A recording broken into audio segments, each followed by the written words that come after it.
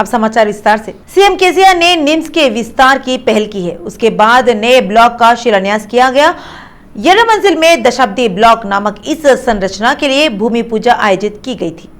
निम्स भवन के बगल में 32 एकड़ भूमि पर 1571 करोड़ रुपए की लागत से नवीन भवन का निर्माण किया जाएगा। 2000 बिस्तरों की क्षमता वाले इस नए भवन में बाहरी रोगी और आपातकालीन उपचार के लिए अलग अलग ब्लॉक बनाए जाएंगे।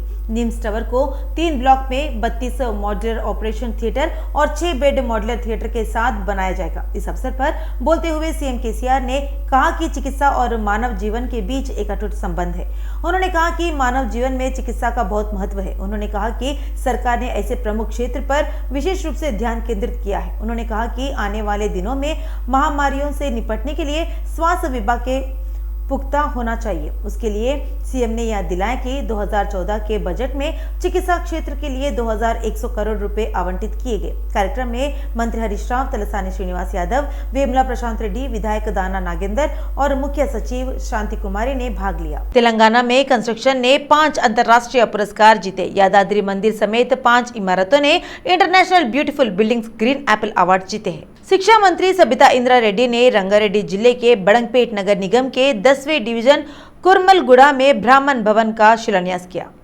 मंत्री ने कहा कि सीएम केसीआर ब्राह्मणों के कल्याण के लिए काम कर रहे हैं। मंत्री ने कहा कि 12 करोड़ की लागत से 9 एकड़ में बनने वाले ब्राह्मण भवन को हाल ही में शुरू किया गया है और 15 दिनों में महेश्वरम में भी भूमि पूजन किया जाएगा। सबिता इंद्रा रेड्डी ने स्पष्ट किया कि बीआरएस सरकार सभी जातियों के लिए स्वाभिमान भवनों का निर्माण कर उचित सम्मान प्रदान करेगी। उसी के तहत मंत्री ने बताया कि महेश्वरम में ब्राह्मण भवन का कार्य शीघ्र पूरा कर उपलब्ध कराया जाएगा।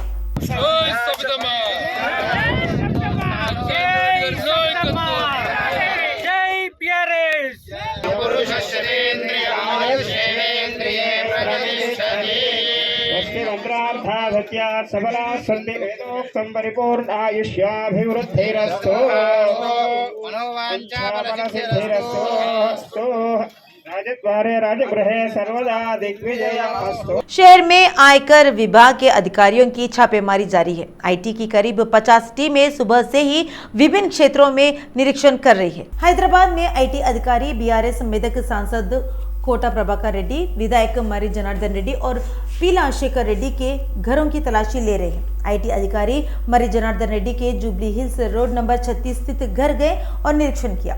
आईटी की टीमें टैक्स भुगतान से जुड़े विभिन्न दस्तावेजों की जांच कर रही है। उधर आईटी अधिकारियों ने विधायक पायला शेखर रेड्डी के घर पर छापा मारा। हैदराबाद में सुबह से ही घरों और दफ्तरों का मुआयना किया जा रहा है। शेखर रेड्डी का स्टाफ भी घर की तलाशी ले रहे हैं। आईटी अधिकारी कोत्तापेट, भुवनगिरी और हैदराबाद में ग्रीननेस कॉलोनी के कार्यालयों में कुल 12 स्थानों पर तलाशी ले रहे हैं। हिललैंड टेक्नोलॉजी प्राइवेट लिमिटेड और मैनलैंड डिजिटल टेक्नोलॉजीज लिमिटेड में आईटी की तलाशी चल रही है। लगभग 70 समर्पित आईटी टीम ने एक साथ जांच कर रही है। ऐसा लगता है कि आईटी अधिकारी व्यावसायिक नकद लेन देन के बारे में पूछताछ कर रही है। बीआरएस नेताओं ने घरों और व्यापारिक प्रतिष्ठानों में आईटी की छापेमारी के बाद बीआरएस पार्टी में तनाव था। इसके बाकी नेता भी अलर्ट हो गए। खैरताबाद विधायक दानम नागेंद्र ने कहा कि तेलंगाना राज्य चिकित्सा के क्षेत्र में मेडिकल हब बन गया है। विधायक ने तेलंगाना अर्थ उत्सवम के तहत चिकित्सा स्वास्थ्य दिवस कार्यक्रम में भाग लिया।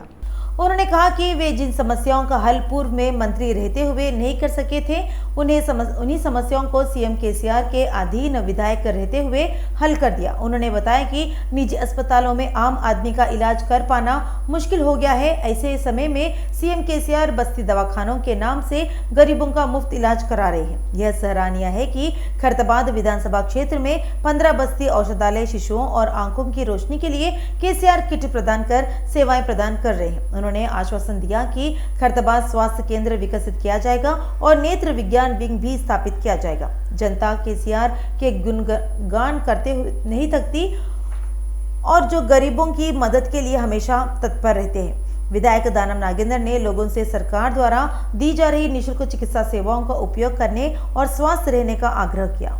स्थानीय विधायक मुठा गोपाल ने मुशीराबाद विधानसभा क्षेत्र के मुशीराबाद मंडल के ब्रह्मा मंदिर और इदम्मा मंदिर के पास पानी की पाइपलाइन का काम शुरू किया है।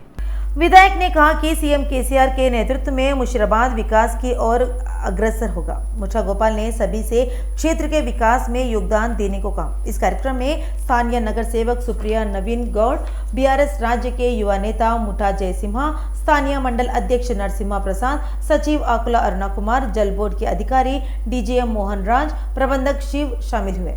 तेलंगाना गठन दशक समारोह के तहत रविंद्र भारती में तेलंगाना महिला कल्याण दिवस मनाया गया। महिला विकास एवं बाल कल्याण विभाग के तत्वावधान में रविंद्र भारती में महिला कल्याण दिवस के नाम से विभिन्न स्टॉल लगाए गए। मंत्री मोहम्मद अली, श्रीनिवास यादव और सत्यवती राठौर का स्वागत विभिन्न क्षेत्रों के कलाकारों ने कोलाटम, डप्पू, विद्या यंत्रों और बतकम्मा बंजारा नृत्यों से किया। मंत्री सत्यवती राठौर ने कलाकारों के साथ ढोल बजाकर नृत्य किया और महिलाओं का उत्साह बढ़ाया। इस अवसर पर मंत्रियों ने सभी क्षेत्रों में महिलाओं के विकास के लिए दशक के उपहार के रूप में किशोर अमृतम, आरोग्य लक्ष्मी, प्री स्कूल शिक्षा जैसी नई योजनाओं की शुरुआत की।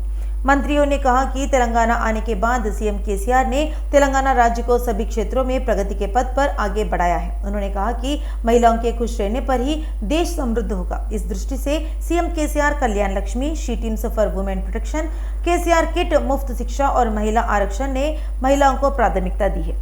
केसीआर देश के एकमात्र ऐसे मुख्यमंत्री हैं जिन्होंने महिलाओं के विकास के लिए अभिनव योजनाएं शुरू की है। उन्होंने कहा कि केसीआर और विकास योजनाएं तैयार करेंगे और राज्य को सर्वोच्च बनाएंगे। सर्वश्रेष्ठ छात्राओं को पुरस्कार दिए गए और कलाकारों को सम्मानित किया गया। कई महिलाओं ने केसीआर की तारीफ करते हुए कहा कि राष्ट्र में महिलाएं सभी क्षेत्रों में विकास कर रही है।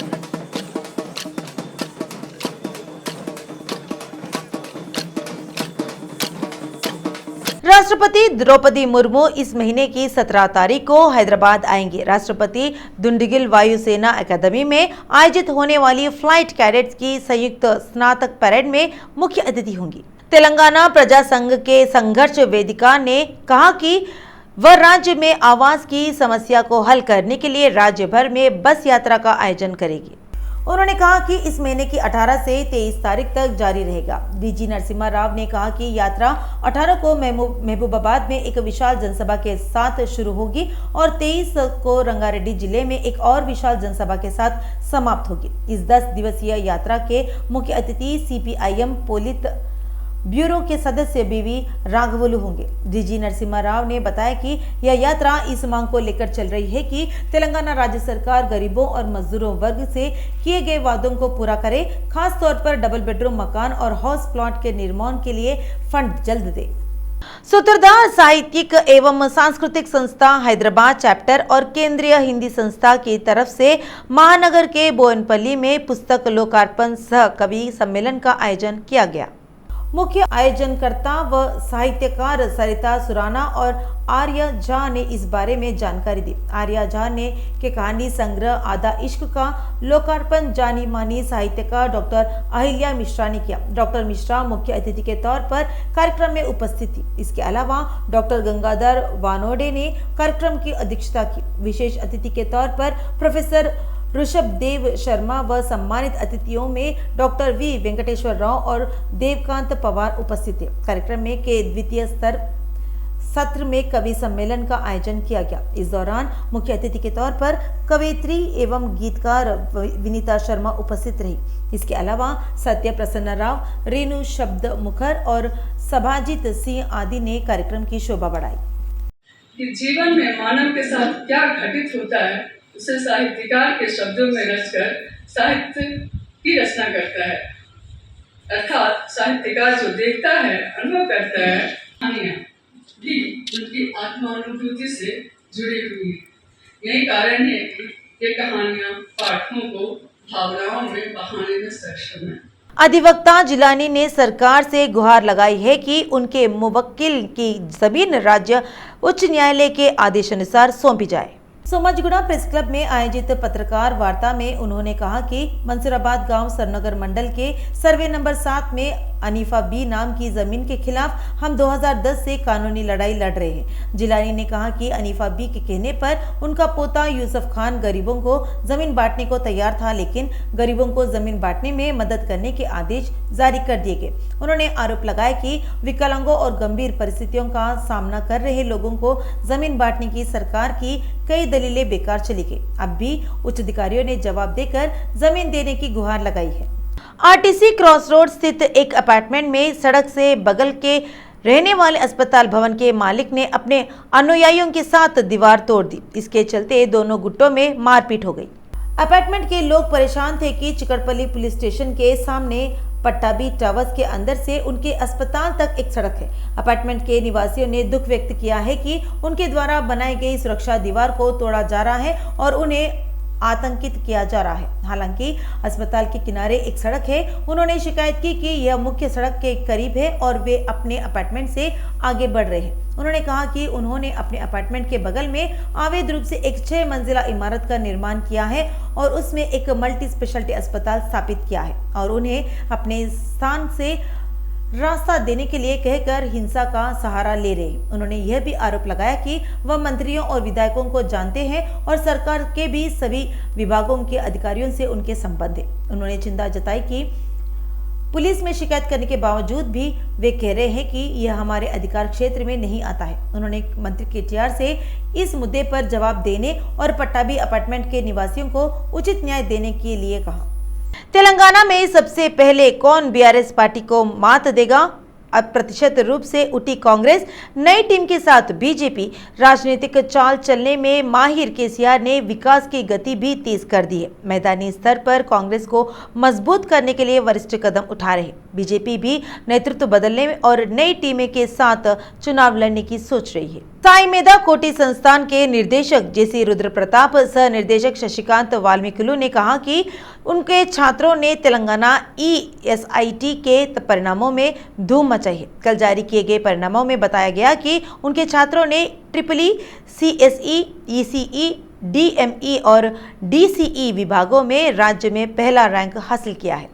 इस अवसर पर कोटी स्थित संस्थान के प्रांगण में राज्य में प्रथम स्थान प्राप्त करने वाले विद्यार्थियों का सम्मान किया गया। उन्होंने कहा कि उनके संस्थान में वे छात्रों को इस तरह से प्रशिक्षित कर रहे हैं जो ऑनलाइन और ऑफलाइन कक्षाओं के साथ समझ में आता है। उन्होंने बताया कि आने वाले दिनों में प्रवेश परीक्षा पास करने वाले छात्रों को निःशुल्क प्रशिक्षण दिया जाएगा।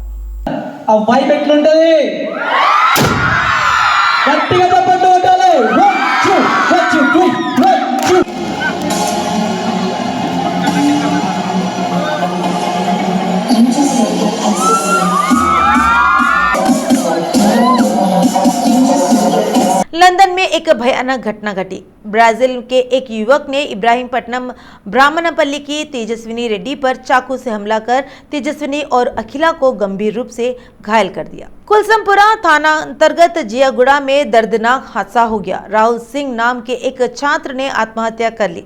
जियागुड़ा में अपने घर में पंखे से लटक कर आत्महत्या कर ली। ऐसा लगता है कि प्यार में असफल होने के बाद युवक ने आत्महत्या की। सूचना मिलने पर पुलिस मौके पर पहुंची और पुलिस ने पीड़ित परिजनों की तहरीर पर मामला दर्ज कर जांच शुरू कर दी। राहुल सिंह के परिजनों ने कुलसुमपुरा थाने के सामने न्याय की मांग की। सिंह है मेरे बेटे का नाम। क्या हुआ बोलिए? कुछ नहीं, घर में तो एक किल्लू था, उसको टॉर्चर नहीं है, उनको मेरा मरद नहीं तो मैं एग्जाम लिख के आया। हम बाहर जा रहे थे, मेरे मम्मी मेरे बच्चे सब बाहर जा रहा। बस स्टॉप पे आ गया उन्होंने, एग्जाम दे के आ गए कॉलेज से आते कि बस स्टॉप पे मिला। मम्मी 20 रुपए दे, बोलता अच्छी बात दे दी उनको। मैं आ रहे जुफार बोलता मैं नहीं आतू बोला उन्हें, नहीं आतू बोलता एक 20 रुपए लेकर एक बच्चा बिठा लेके गाड़ी पे गया। बच्चा गया गाड़ी के ऊपर, वो कैमरे चेक करो 1 बज रहा था जब टाइम। उसका छोटा भाई है, उन्हें 4 बजे स्कूल से आके डोर मार रहे तो नहीं खोला, तो ऊपर खिड़की में से चढ़ के देखा ये बच्चा, देख के आजू बाजू वालों को बुलाया, उसके मम्मी को दूसरों का फोन लेके करा, उन्होंने आ गए तो मैं दरवाजा तोड़ के सामने वाले निकाले उसको। निकाले बाद घर में सुलाए, फिर हॉस्पिटल को लेके गए, हो गया बोल के बोल दिए वो लोग। हमारे को कुछ भी नहीं, खाली जस्टिस दिला दो बस है, हमारा कुछ भी नहीं। कहाँ से क्या हुआ वो सुबह माको रात 1 बजे ये बच्चा इंसाफ मांगा। अस्सलाम वालेकुम साहब, मेरा नाम है भरत। मैं जियागुड़े में रहता हूँ। कल ऐसा वी वांट जस्टिस बोलते कि मेरे को खपा खप यहाँ पे मार दिया साहब, पीएस वाले कुलसुमपुरा, जो कि कुलसुमपुरा पीएस वाले हैं। और वो क्या बोलते हैं, वी वांट जस्टिस बोलते कि खपा खप मार देते साहब, ऐसा मार दे। जस्टिस पूछे तो मार देते साहब। सर हम कुलसुमपुरा पीएस स्टेशन में आए थे, एक सर हमको ये बोले कि तुमको मार के हकाल देते यहाँ से बोल के बोले। लेडीज को मारने का हक पुलिसों को नहीं है। कौन बोले आपको मार के बोले? सर बोले, एक सर बोले पीछे है वो सर बोले। और हम लोग रोड पे तमाशा कर रहे तो हम लोग को रिक्वेस्ट करे वो सर लोग, फिर रंडी बोले। इधर आने के बाद क्या बोले, कोट्टी बम्पी आला बोल के बोले। पुलिस को ये राइट साइड का कोट्टी बम्पी आला, लेडीज को ये आंसर करते हो ना, लेडीज पे ये गलत रिएक्शन ले रहे हो ना। और हमारा बच्चा गया, हम ये गलत चीज बोले थे क्या? हमारा बच्चे की जान गई, हम यही बोले थे। उन्होंने पुलिस वाले हमारे को वहां तक गिड़गिड़ाते हुए आए, उनको उनकी वर्दी प्यारी है, बच्चे की जान प्यारी नहीं है। हम सो गए, मेरा बच्चा बाहर आया कहते हमारे को नहीं मालूम, वहाँ का कैमरा चेक करो, रात को एक बच्चा आया, चेक करो, हमारी गलती है तो हम मानते हैं। बच्चे की कितनी गलती है, बच्चे की हमेशा बच्चा गलत नहीं होता। हाँ, हमेशा बच्चा गलत नहीं होता, बच्ची की भी गलत रहती। और बच्चे को भी जस्टिस दिलाना, बच्चों को लेके कैंडला लेके नहीं घूमना। आज बच्चे के लिए भी जस्टिस के लिए लड़ रहे हम लोग, उतने कुछ भी नहीं। अभी हम लोग को बाहर रखा रहे,